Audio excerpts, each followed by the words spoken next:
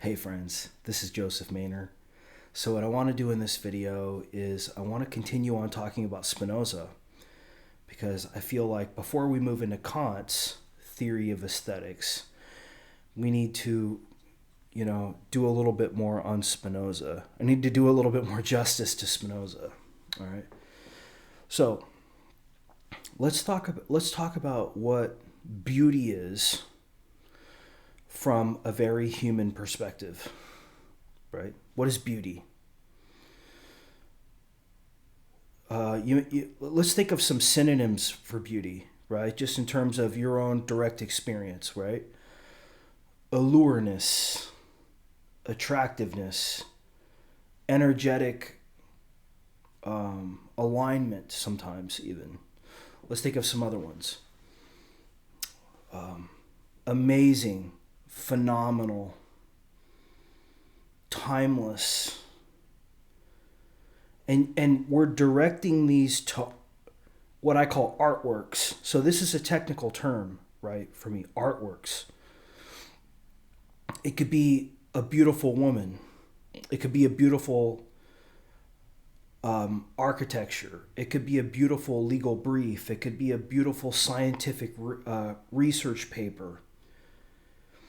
It could be a beautiful example of stage green, stage orange, stage red, stage blue. See, beauty from the finite perspective is dependent upon a system which has a power structure to it. Otherwise, it wouldn't be a system. So this gets into what I call I call it his philosophy of science, but be careful with the word science. Science nowadays is being, kind of unfairly but sort of fairly criticized. But I call it his philosophy of science. We'll talk about that when we talk about Spinoza. But the idea is that reality is a set of systems that are governed by rules and laws, and those laws dictate what is beautiful, because what is beautiful is what is true and what is real for Spinoza. So you are beauty, you are God, you are love on some level, but not as an ego. All right, so, but let's start with aesthetics. So, for example, let's say that you're a young woman, you're working on your physical appearance, or you're a guy and you're working on your career or something like that, just the masculine, the feminine, respectively, or, combination of both. On some level, there's a confluence between like determinism, rules, and intuition and mastery. Like, you don't get to decide how a system thinks about you, right? Think about that. So if you're concerned with the logos or the logical architecture of a particular art form, so let's talk about maybe it's beauty, physical beauty. If you're concerned with that, then not everything fits physical beauty, right? If you're concerned with being, I don't know, diplomatic and non-reactive in a particular job or something like that, then not everything is going to fit that. Not everything is going to be beautiful with regard to that standard.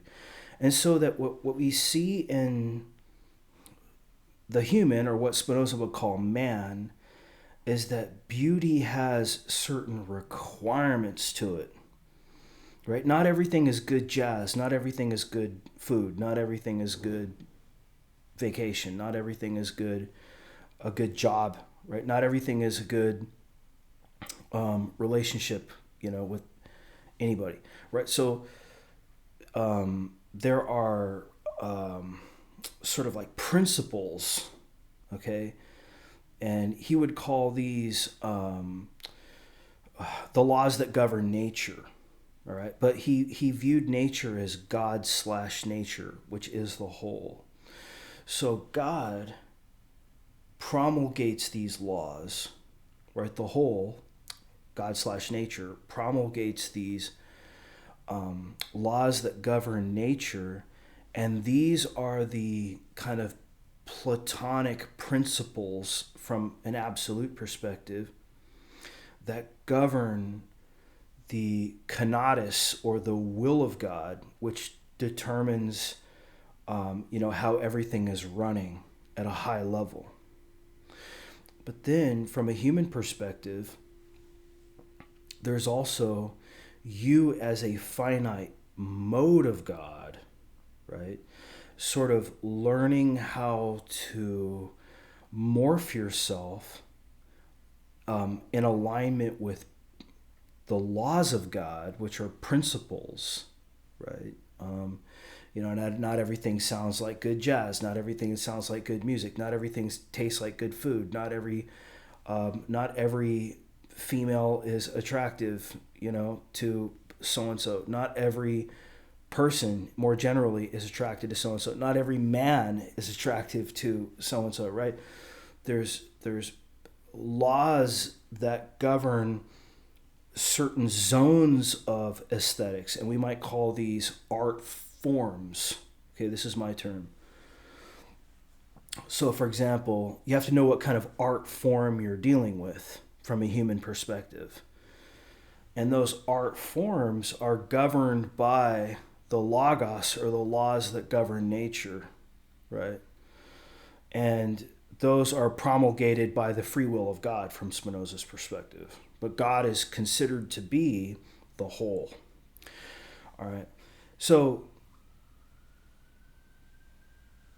that's number one. Okay.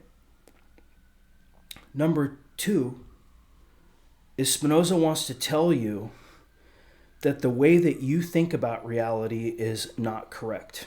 And the way that you feel about reality is not correct. Because what you're missing is that you think of yourself as an individual ego who is creating on your own without any kind of external influence. And this is what Spinoza wants to challenge. Spinoza wants to bring in the link to the node. He wants to say, just like turquoise, right? Very sage turquoise. Spinoza wants to say, no, like, you don't have full free will.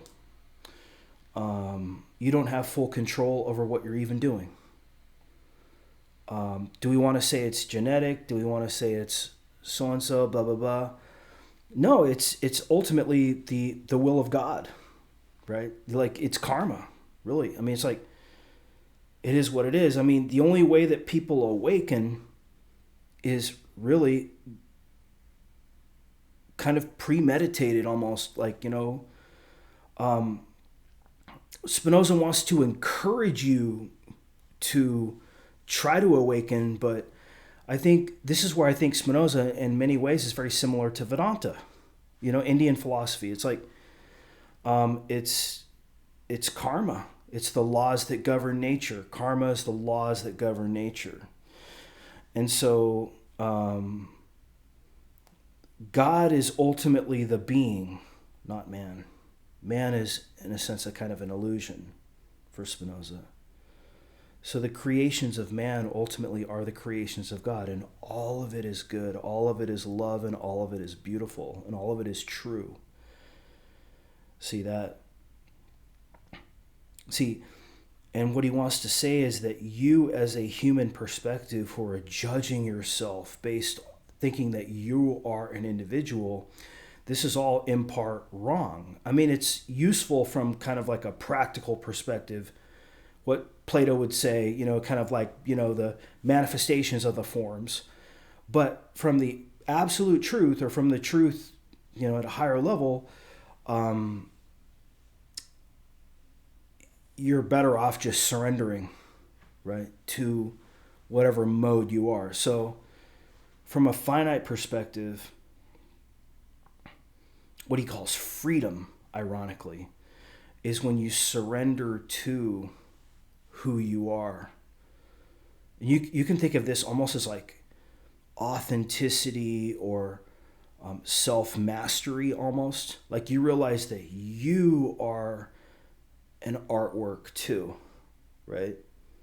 You're an artwork too, as much as you are the creator. Because God is ultimately you, right? The creator is ultimately you. So there's a lot of nuances here. And I'm going to take a break now just because I'm, a third of the way through the video. I'll come back, we'll do the second part and then third part. But what I want to leave you guys with is like, don't you see how this sets up a metaphysic that ultimately leads to Jung's view of individuation? It's very similar to Spinoza's view of freedom, where what you do is you individuate yourself and also tap into the infinite. It's the same thing with Spinoza. You're already tapped into the infinite because God is the only thing that exists for Spinoza.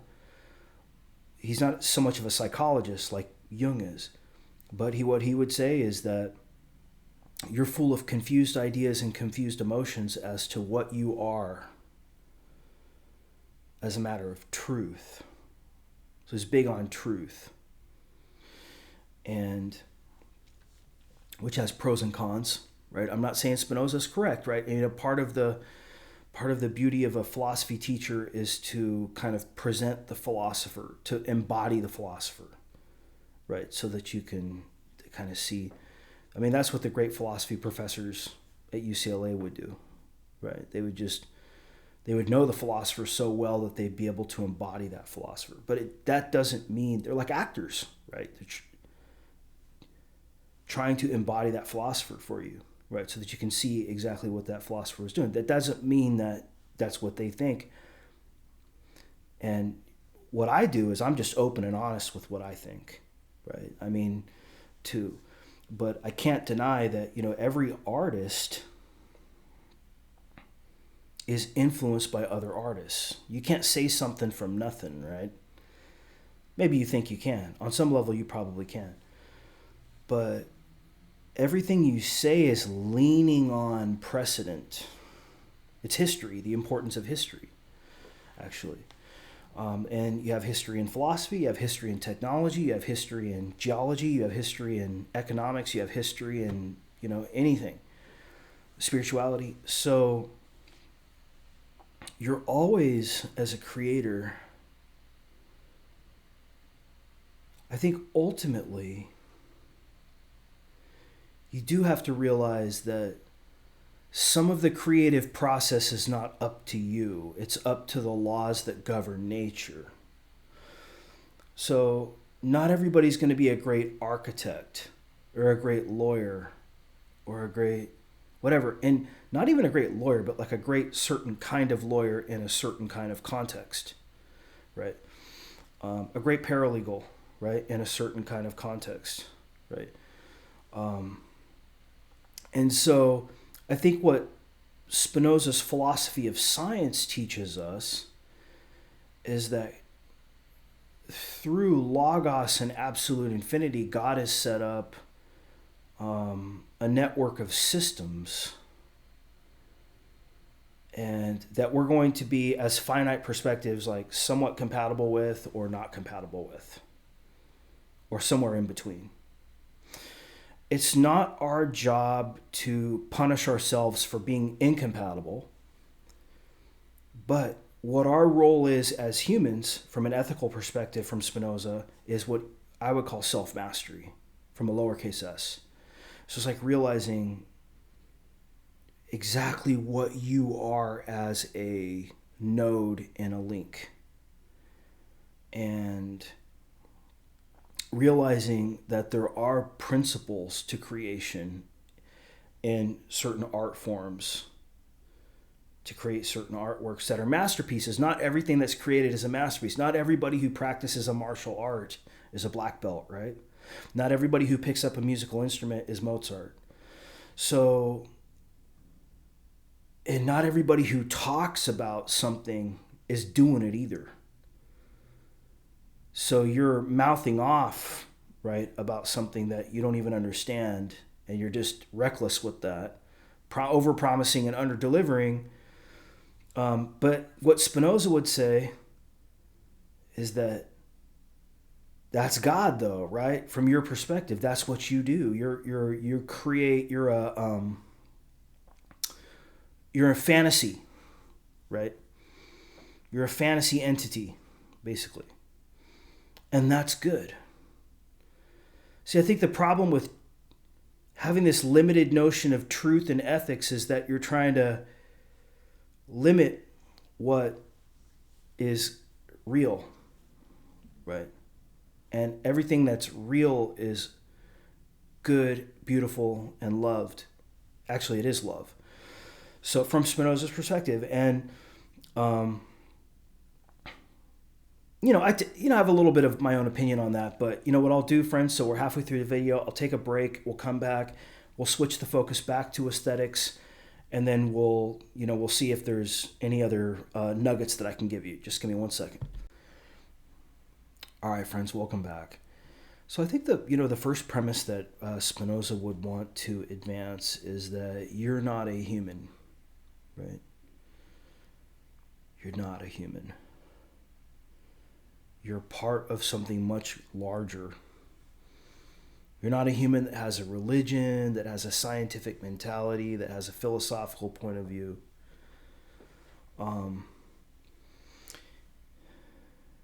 However, this is the starting point. So he takes the position like you're in an illusion.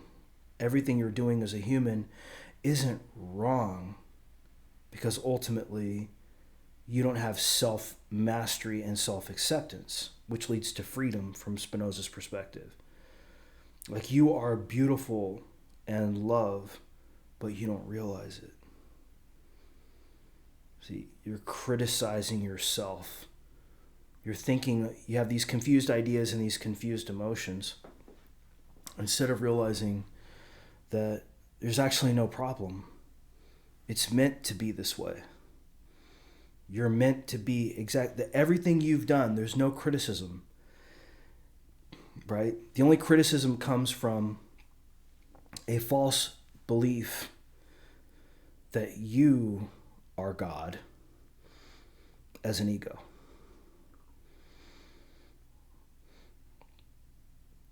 Which is true in part, right? But also false.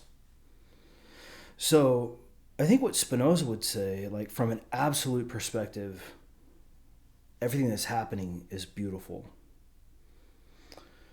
and love and true and God and real. Right? That's the absolute perspective. But from a relative perspective, I think Spinoza, he appreciates the path, right? Like, he's giving an ethic. He's realizing, like, people have to, he wants to give, like, a pathway toward enlightenment. And so he gives an account of man. And I think his account of man is a very self-help kind of personal development point of view, which resonates with me because my number one value is personal development. So he's similar to, I would say, the later Wittgenstein. Philosophy is therapy. It's self-mastery. It's personal development, self-help. You can even see this in Plato too, right? Very different though, but similar. So Spinoza's trying to guide you from like the white belt to the black belt in a certain kind of way, in his own way. And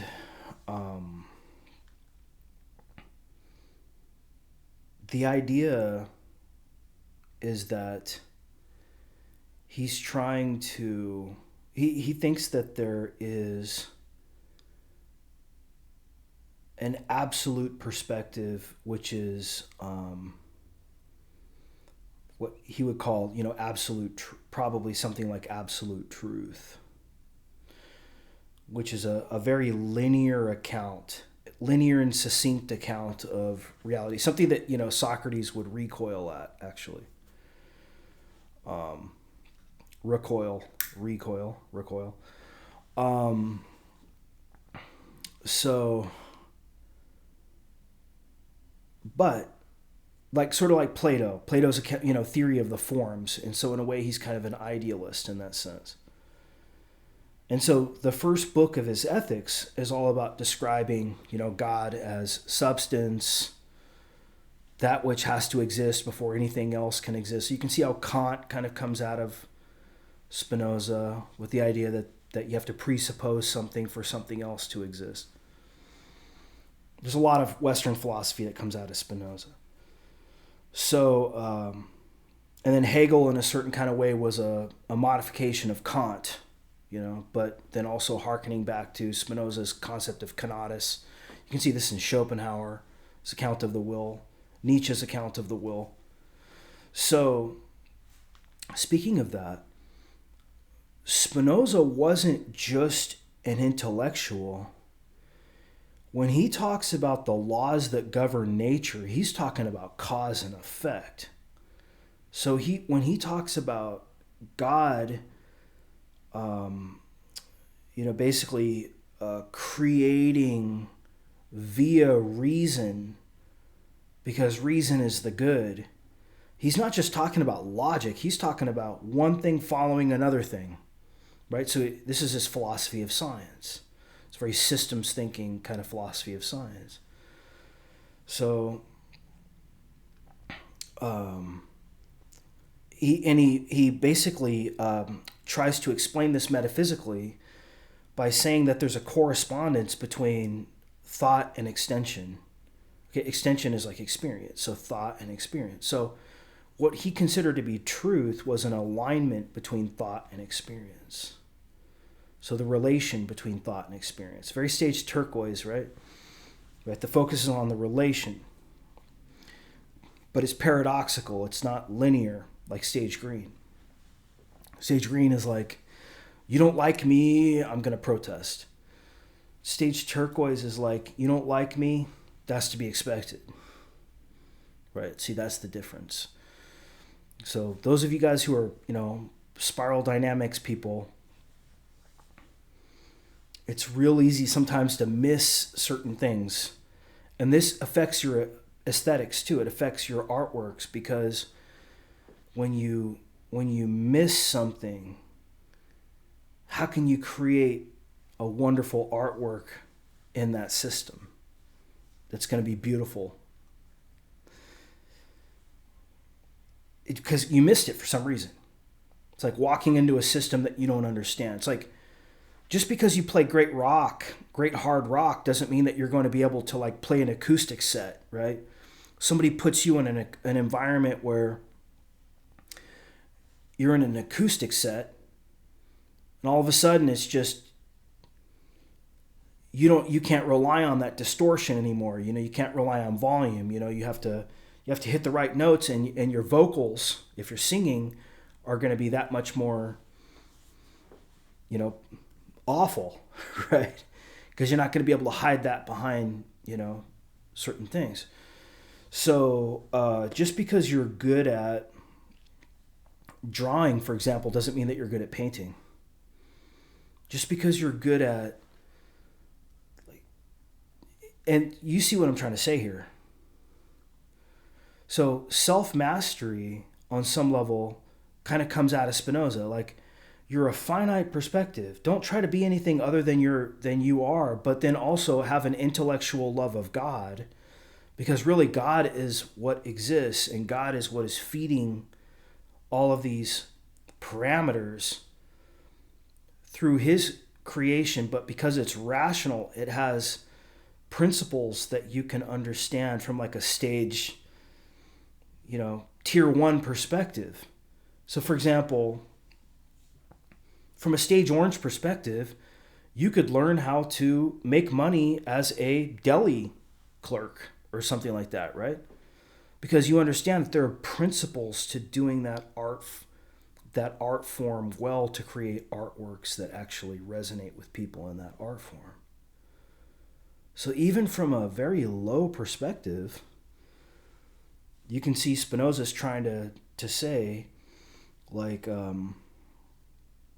I'll give you a good example. So you want to be a spiritual enlightenment teacher, right? Which I think he thought he was.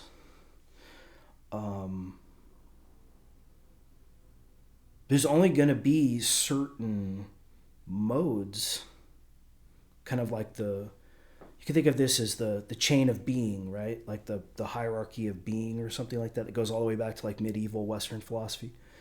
But it's the idea that there's only going to be certain perspectives who are going to actually be creating artworks in the art form of spiritual enlightenment that are masterpieces. Why?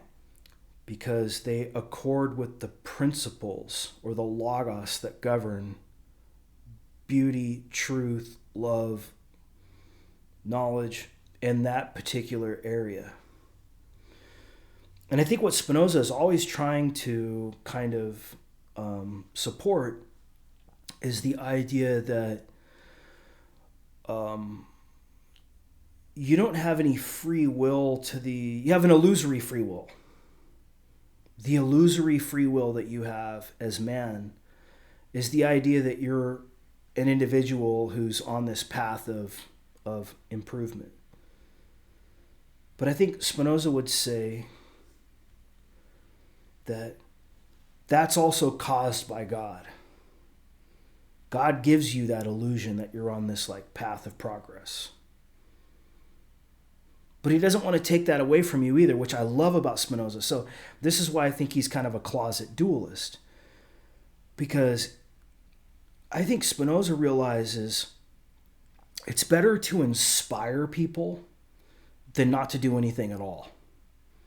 Right? Even if you know that it's foolish, he still had enough love in his heart to say, I want to plant the seeds for you, even though I don't think this is true necessarily. I still want to both and.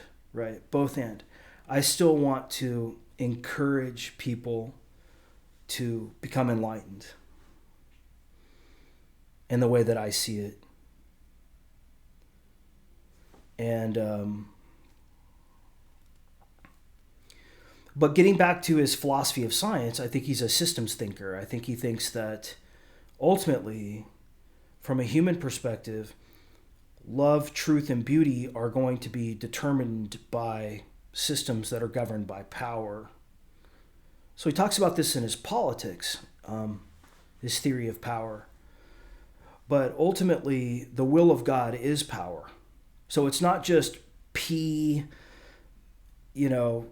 or not P, you know what I mean? It's not just this kind of like intellectual shit. It's like, on the one hand, yes, there's a logos, but on the other hand, there's happenings in the world. Happenings in the world correspond to thought for Spinoza. So there's just as much truth in you getting rejected on a romantic date as there is in, somebody violating some kind of rule of logic. For some reason, like you had confused ideas or you had confused emotions, you didn't know what you were walking into. So from an artist's perspective, I think Spinoza gives us a wonderful account of what we might call art forms and then artworks.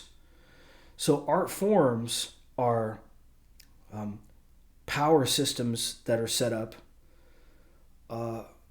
that reflect the absolute creation of God, but from a finite point of view in infinitely many subject areas. And so you, as a conscious creator, you're going to have self-mastery. So, you yourself are an artwork, and the art form is self-mastery. But then realize that every other area of creation is a system, a power system that has certain rules to it. But ultimately, it's all one, operating. But there's a way to have understanding because God ultimately is the only creator, right? God/nature. But if you want to be a creator in a certain kind of finite way, then you can have this understanding of truth and God, and then an understanding of the logos, or the language of a particular art form, so that you can hone your intuition with mastery to develop artworks that are beautiful and timeless. Okay, friends, hopefully this was a good video. I'll talk to you next week, and we'll deal with Kant's theory of aesthetics next. Hopefully you can see why Spinoza's theory of aesthetics, I think, is very profound and actually very applicable to our work. I'll talk to you soon. Take care.